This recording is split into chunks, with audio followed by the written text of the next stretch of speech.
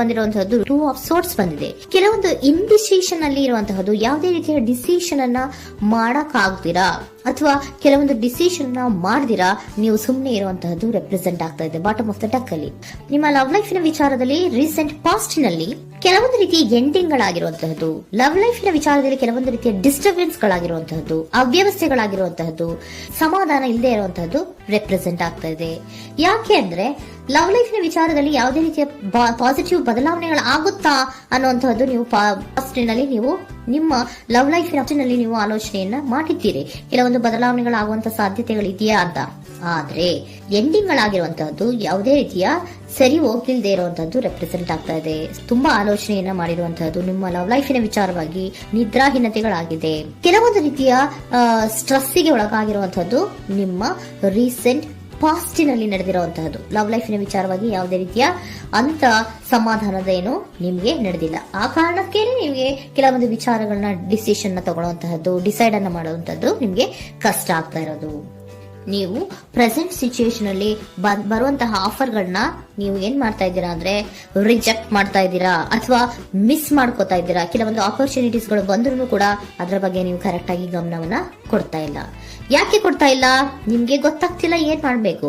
ಅದಕ್ಕೋಸ್ಕರ ನೀವ್ ಏನ್ ಮಾಡ್ತಿದ್ದೀರಾ, ಎಂಡಿಂಗ್ ಆದಂತಹ ಆಫರ್ಗಳಿರ್ಬೋದು ಅಥವಾ ಬೇರೆ ಯಾವುದೇ ಆಫರ್ಗಳಿರ್ಬೋದು ಬಂದ್ರೆ ಅದನ್ನ ನೀವು ಗಮನನೇ ಕೊಡದೇ ಇರುವಂತಹದ್ದು. ಯಾವುದೋ ಕೆಲವು ವಿಚಾರ ನಿಮ್ಮ ಲವ್ ಲೈಫಿನ ವಿಚಾರವಾಗಿ ಕೆಲವೊಂದು ರೀತಿಯ ಮತ್ತಷ್ಟು ಮುತ್ತದ್ದು ಅಂದ್ರೆ ರಿವ್ಯಾಲ್ಯೂಯೇಷನ್ ಅನ್ನ ಮಾಡ್ತಾ ಇರುವಂತಹದ್ದು ಪ್ರೆಸೆಂಟ್ ಆಗ್ತಾ ಇದೆ. ಪ್ರೆಸೆಂಟ್ ಅಲ್ಲಿ ನಾನು ಯಾವುದೇ ಆಫರ್ ಅನ್ನ ತಗೊಳ್ಳುವಂತ ಸ್ಥಿತಿಯಲ್ಲಿ ಇಲ್ಲ ಅನ್ನುವಂತ ರೀತಿಯಲ್ಲಿ ನೀವು ಆಫರ್ಗಳನ್ನ ಮಿಸ್ ಮಾಡ್ಕೊಳ್ಳುವಂತಹದ್ದು ಅಥವಾ ರಿಜೆಕ್ಟ್ ಮಾಡುವಂತಹದ್ದು ರೆಪ್ರೆಸೆಂಟ್ ಆಗ್ತಾ ಇದೆ. ನೆಕ್ಸ್ಟ್ ಕಾರ್ಡ್ ಬಂದಿರುವಂತಹದ್ದೇನು, ಪ್ರೆಸೆಂಟ್ ಅಲ್ಲಿ ಪೇಜ್ ಆಫ್ ಸೋರ್ಸ್ ಬಂದಿದೆ. ಯಾವುದೋ ಒಂದು ನಿಮ್ಮ ಲವ್ ಲೈಫಿನ ವಿಚಾರವಾಗಿ ಬಹಳಷ್ಟು ಕ್ಯೂರಿಯಾಸಿಟಿಯಿಂದ ಏನೋ ವಿಚಾರವನ್ನ ತಿಳ್ಕೊತಾ ಇದ್ದೀರಾ, ಬಹಳಷ್ಟು ಕ್ಯೂರಿಯಾಸಿಟಿಯಿಂದ ತಿಳ್ಕೊತಾ ಇದ್ದೀರಾ ಏನಾಗ್ತಾ ಇದೆ ಹೇಗಾಗ್ತಾ ಇದೆ ಅಂತ. ತುಂಬಾನೇ ನೀವು ಕೆಲವೊಬ್ರು ಲವ್ ಲೈಫಿನ ವಿಚಾರದಲ್ಲಿ ತುಂಬಾನೇ ಮಾತು ಕೂಡ ಆಡ್ತಾ ಇರುವಂತಹದ್ದು ರೆಪ್ರೆಸೆಂಟ್ ಆಗ್ತಾ ಇದೆ. ಏನಾಗ್ತಾ ಇದೆ ಹೇಗಾಗ್ತಾ ಇದೆ, ಈ ಗಲಿಬಿಲಿಗಳು, ಡಿಸ್ಟ್ರಾಕ್ಷನ್ಸ್ಗಳು ಅಥವಾ ಡಿಸಿಷನ್ಸ್ ನ ಮಾಡಕ್ಕಾಗದೆ ಏನಕ್ಕೆ ಒದ್ದಾಡ್ತಿದೀವಿ ಅನ್ನೋದ್ರ ಬಗ್ಗೆ ಕೂಡ ನೀವು ಕೆಲವೊಂದು ರೀತಿಯ ಮಾತಾಡ್ತಾ ಇರುವಂತಹದ್ದು ರೆಪ್ರೆಸೆಂಟ್ ಆಗ್ತಾ ಇದೆ. ಯಾವಾಗ ಕೆಲವೊಂದು ವಿಚಾರಗಳಲ್ಲಿ ನೀವು ಮಾತಾಡಿ ಕ್ಲಿಯರ್ ಅನ್ನ ಮಾಡ್ಕೊಂತೀರೋ ಆಗ ನೀವು ಕೆಲವೊಂದು ರೀತಿಯ ಆಕ್ಷನ್ಸ್ ಗಳನ್ನ ತಗೋಬೇಕು ಅನ್ನೋಂಥ ನಿರ್ಧಾರವನ್ನ ಮಾಡಿರುವಂತದ್ದು.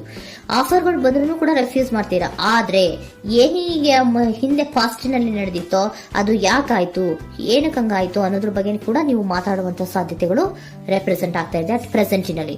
ಆಮೇಲೆ ನೀವು ಮಾತಾಡಿದ್ಮೇಲೆ ಕೆಲವೊಂದು ರೀತಿಯ ನಿರ್ಧಾರಗಳನ್ನ ಮಾಡುವಂತಹದ್ದು. ನೈಟ್ ಆಫ್ ವ್ಯಾಂಡ್ಸ್ ಬಂದಿದೆ. ಸೊ ಆವಾಗ ನೀವು ನಿಮ್ಮ ಕೆಲವೊಂದು ವಿಚಾರಗಳಲ್ಲಿ ಕ್ಲಾರಿಟಿಗೆ ಬಂದ್ಮೇಲೆ ನಿಮ್ಮ ಲವ್ ಲೈಫಿನ ವಿಚಾರದಲ್ಲಿ ಕೆಲವೊಂದು ಆಕ್ಷನ್ ಗಳನ್ನ ತಗೊಳ್ಳುವಂತಹದ್ದು ರೆಪ್ರೆಸೆಂಟ್ ಆಗ್ತಾ ಇದೆ.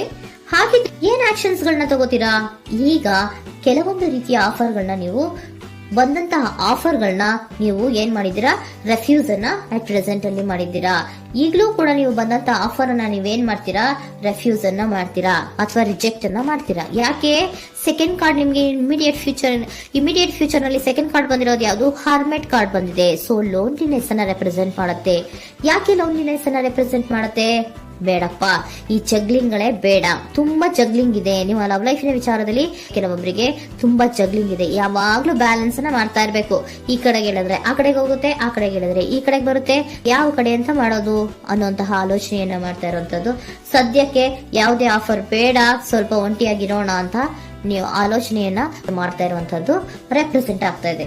ಮತ್ತೆ ಕೆಲವೊಬ್ಬರಿಗೆ ಕೆಲವೊಂದು ರೀತಿಯ ಕ್ಯೂರಿಯಾಸಿಟಿಯಿಂದ ಏನಾಗ್ತಾ ಇದೆ ಅಂತ ವಿಷಯಗಳನ್ನ ತಿಳ್ಕೊಂಡ್ಮೇಲೆ ಕೆಲವೊಂದು ಆಕ್ಷನ್ಸ್ ಗಳನ್ನ ತಗೊಳ್ಳುವಂತದ್ದು ಕೂಡ ರೆಪ್ರೆಸೆಂಟ್ ಆಗ್ತಾ ಇದೆ. ಯಾವುದೇ ರೀತಿಯ ಭಯ ಇಲ್ಲದೆ ವಿಷಯಗಳನ್ನ ತಿಳ್ಕೊಂಡು ನೀವು ಆಫರ್ಗಳನ್ನ ಅಟ್ ಪ್ರೆಸೆಂಟ್ ಅಲ್ಲಿ ರೆಫ್ಯೂಸ್ ಮಾಡೋ ಸಾಧ್ಯತೆಗಳು ಕೂಡ ಕೆಲವೊಬ್ಬರಿಗೆ ರೆಪ್ರೆಸೆಂಟ್ ಆಗ್ತದೆ. ಯಾಕೆ ಆಫರ್ಗಳನ್ನ ರೆಫ್ಯೂಸ್ ಮಾಡ್ತೀರಾ?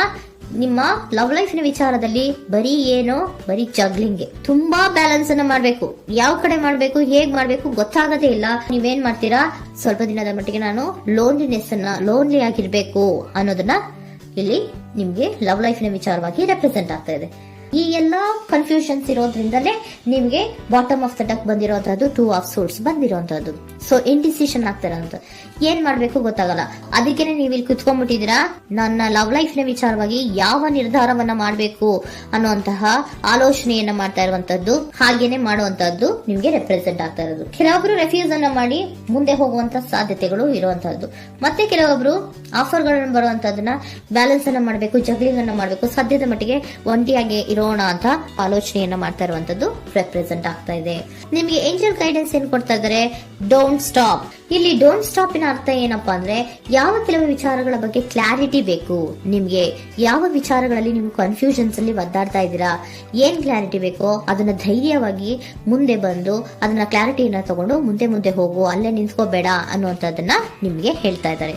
ಯಾವ ವಿಚಾರವನ್ನ ನೀವು ಲವ್ ಲೈಫ್ ನ ವಿಚಾರದಲ್ಲಿ ಏನ್ ಈ ಜಗ್ಲಿಂಗ್ಗಳು ಅಥವಾ ಈ ಬ್ಯಾಲೆನ್ಸ್ ಗಳನ್ನ ಮಾಡ್ಕೊಂಡು ಅಥವಾ ಎಳ್ದಾಟಗಳನ್ನ ಮಾಡ್ಕೊಂಡಿದ್ದೀರೋ ಅಲ್ಲಿಗೆ ಕ್ಲಾರಿಟಿನ ತಗೊಳ್ಳಿ, ಧೈರ್ಯವಾಗಿ ಕ್ಲಾರಿಟಿನ ತಗೊಂಡು ನೀವು ಮುಂದೆ ಆಕ್ಷನ್ಸ್ ಅನ್ನು ತಗೊಳ್ಳುವಂತದ್ದು ರೆಪ್ರೆಸೆಂಟ್ ಆಗ್ತಾ ಇದೆ.